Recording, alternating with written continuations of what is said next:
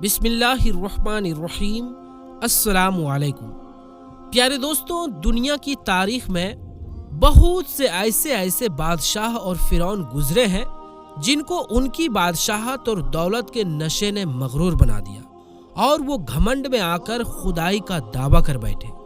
یہ بدبخت لوگ اپنی بے شمار مال و دولت اور بادشاہت کے نشے میں بدمست ہو کر اللہ تبارک و تعالیٰ کی وحدانیت کو للکارنے لگے اور معاذ اللہ خدائی کا دعویٰ کر بیٹھے۔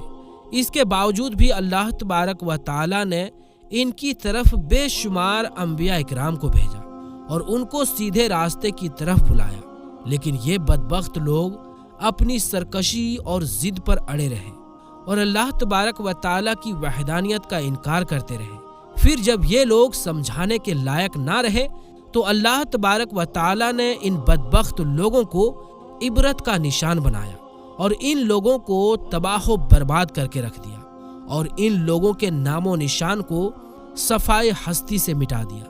اللہ تبارک و تعالیٰ نے ان جھوٹے خدائی کے دعوے داروں کو ایسی عبرتناک موت دی کہ آج بھی لوگ ان سے سبق حاصل کرتے ہیں۔ پیارے دوستوں، خدائی کا دعویٰ کرنے والے بدبختوں میں سے ایک بدبخت شداد بھی تھا، جس نے اللہ تبارک و تعالیٰ کی وحدانیت کو للکارا اور سرکش اور نافرمان ہو گیا۔ پیارے دوستوں، شداد کون تھا اور کس طرح اس نے اللہ تبارک و تعالیٰ کی نافرمانی کی اور خدائی کا دعویٰ کیا، اور کس طرح اس نے دنیا میں اپنی جنت تیار کی اور اس کی بنائی جانے والی جنت کتنے سالوں میں تیار ہوئی، اور پھر اللہ تبارک و تعالیٰ نے اس بدبخت کو کس طرح دنیا کے لیے عبرت کا نشان بنایا اور اس بدبخت کا انجام کیا ہوا، اور پھر کس طرح ملک الموت علیہ السلام نے دردناک طریقے سے اس کی روح قبض کی۔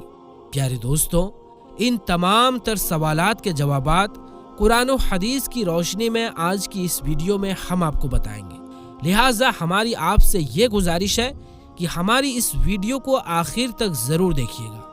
پیارے دوستوں، شداد اس قوم کی نسل میں سے تھا جو دنیا کے سب سے طاقتور ترین قوم تھی، جس کو قوم عاد کہا جاتا ہے۔ اس قوم کے بارے میں اللہ تبارک و تعالیٰ قرآن پاک میں ارشاد فرماتا ہے کہ ان کے جیسی قوم نہ اللہ تبارک و تعالیٰ نے ان سے پہلے پیدا کی اور نہ ہی ان کے بعد کسی قوم کو پیدا کیا۔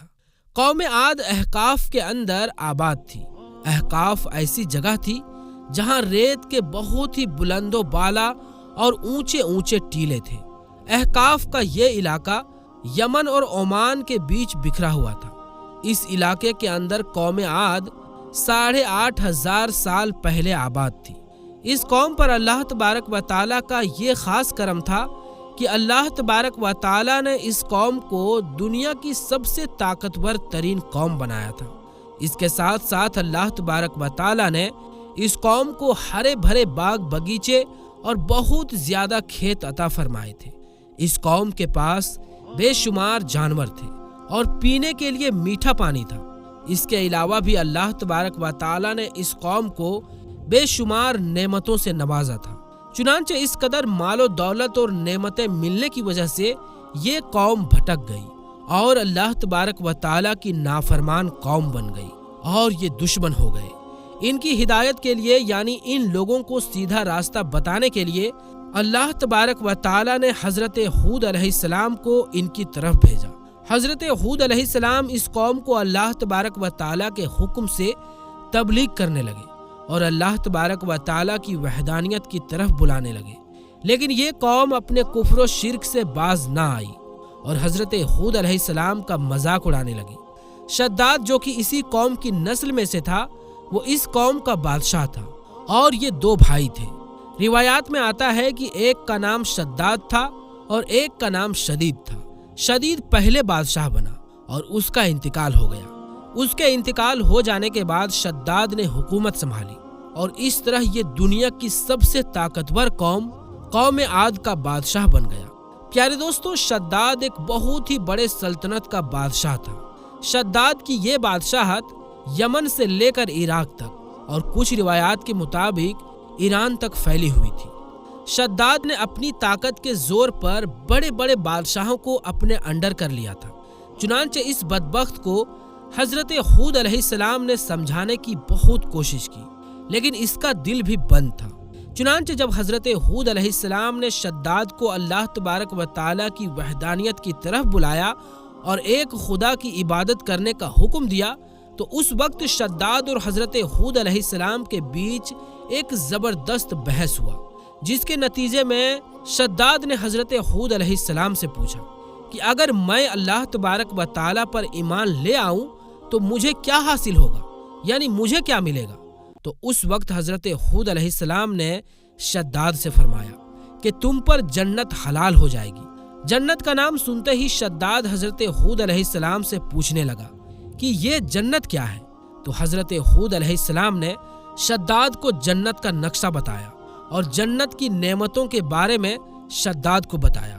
حضرت ہود علیہ السلام کی یہ بات سن کر شداد مسکرانے لگا اور حضرت ہود علیہ السلام کو دیکھ کر کہنے لگا کہ یہ کون سی بڑی بات ہے، ایسی جنت تو میں بھی تیار کر سکتا ہوں۔ حضرت ہود علیہ السلام نے شداد کو اس کفر و شرک سے روکنے کی بہت کوشش کی، لیکن یہ بدبخت باز نہ آیا۔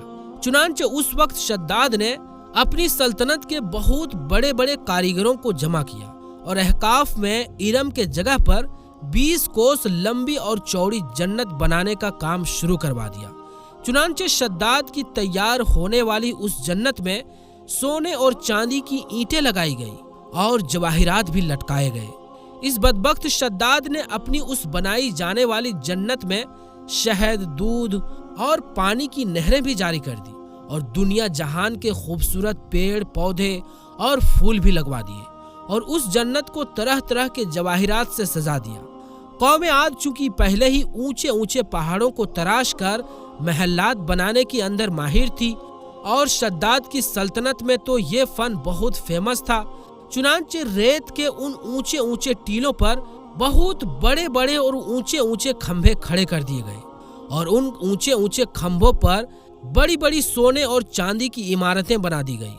شداد نے یہ فیصلہ کیا تھا کہ جب تک اس کی بنائی جانے والی جنت تیار نہ ہوگی اس وقت تک وہ اپنی جنت کے اندر قدم نہیں رکھے گا۔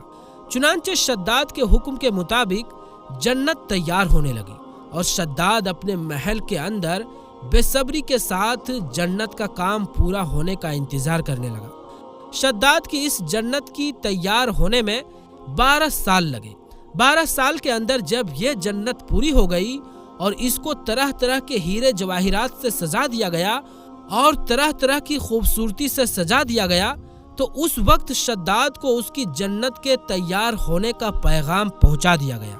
چنانچہ شداد جنت کے تیار ہونے کا پیغام سنتے ہی بہت خوش ہوا اور شداد اپنی جنت کو دیکھنے کے لیے اپنی فوج کو ساتھ لے کر جنت کی طرف نکل پڑا۔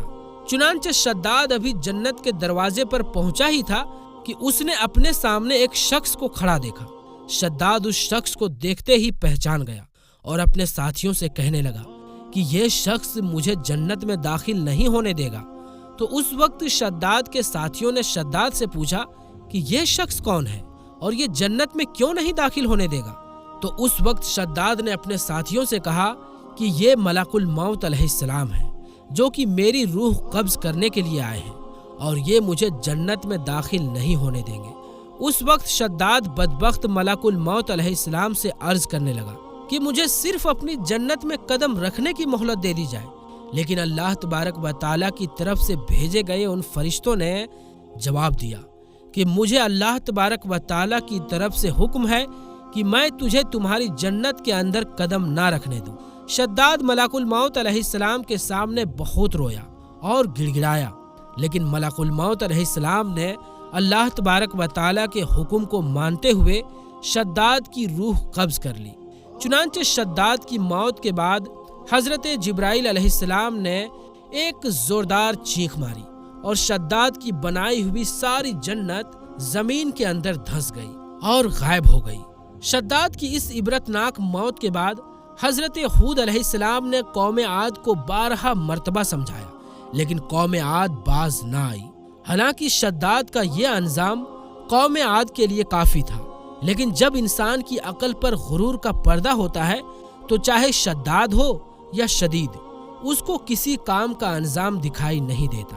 حضرت ہود علیہ السلام نے قوم عاد کو شداد کا انجام بتا بتا کر ڈرانے کی کوشش کی، لیکن قوم عاد باز نہ آئی اور اسی طرح اللہ تبارک و تعالیٰ کی نافرمانیاں کرتی رہی، یہاں تک کہ حضرت ہود علیہ السلام مایوس ہو گئے۔ اس وقت جب قوم عاد قابل ہدایت نہ رہی، یعنی سمجھانے کے لائق نہ رہی، تو اللہ تبارک و تعالیٰ نے حضرت ہود علیہ السلام کو حکم دیا کہ وہ اپنے ساتھیوں کو لے کر اس علاقے سے چلے جائیں۔ اللہ تبارک و تعالیٰ کا یہ حکم پاتے ہی حضرت ہود علیہ السلام نے اس وقت آخری مرتبہ اپنے قوم کو سمجھانے کی کوشش کی، لیکن وہ لوگ پھر بھی باز نہ آئے، تو حضرت ہود علیہ السلام اپنے ساتھیوں کو لے کر اس علاقے سے روانہ ہو گئے۔ چنانچہ اس کے جانے کے بعد اللہ تبارک و تعالیٰ نے قوم عاد پر خوفناک آندھیاں مسلط کر دی۔ اللہ تبارک و تعالیٰ کی طرف سے آنے والی وہ خوفناک آندھیاں اور طوفان 7 راتیں اور 8 دن تک چلتی رہی، یہاں تک کہ وہ پوری قوم کو اپنے اونچے اونچے کھمبے اور سونے اور چاندی کی عمارتوں سمیت زمین کے اندر دھسا دیے گئے اور ڈبا دیے گئے، اور اللہ تبارک و تعالیٰ نے اس قوم پر اس قدر دردناک عذاب نازل فرمایا کہ اس قوم کا نام و نشان تک نہ رہا۔ جس وادی کے اندر بڑے بڑے اور اونچے اونچے محلات تھے، وہ تمام کے تمام وادی ایک ریت کے صحرا کے اندر بدل گئی۔ قوم عاد کے اس علاقے کو اللہ تبارک و تعالیٰ نے اس طرح زمین کے اندر ڈبا دیا کہ وہاں پر صرف اور صرف ریت کے ٹیلے باقی بچے اور کسی بھی چیز کا نام و نشان نہ بچا۔ پیارے دوستو، اس طرح اللہ تبارک و تعالیٰ نے شداد اور اس کی قوم کا عبرتناک انجام کیا اور لوگوں کو صفائے ہستی سے مٹا دیا۔ اللہ تبارک و تعالیٰ سے دعا ہے کہ اللہ تبارک و تعالیٰ ہمیشہ اپنے حضور عاجزی اور انکساری کے ساتھ زندگی گزارنے کی توفیق عطا فرمائے اور حضور صلی اللہ علیہ وآلہ وسلم کے بتائے ہوئے راستے پر چلنے کی توفیق عطا فرمائے۔ تو پیارے دوستوں، آج کی اس ویڈیو میں بس اتنا ہی۔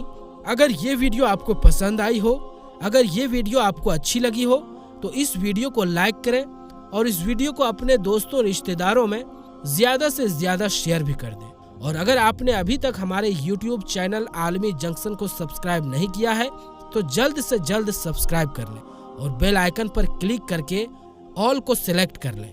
تو دوستو، انشاءاللہ ملیں گے پھر کسی نئی ویڈیو کے ساتھ، تب تک کے لیے السلام علیکم، اللہ حافظ۔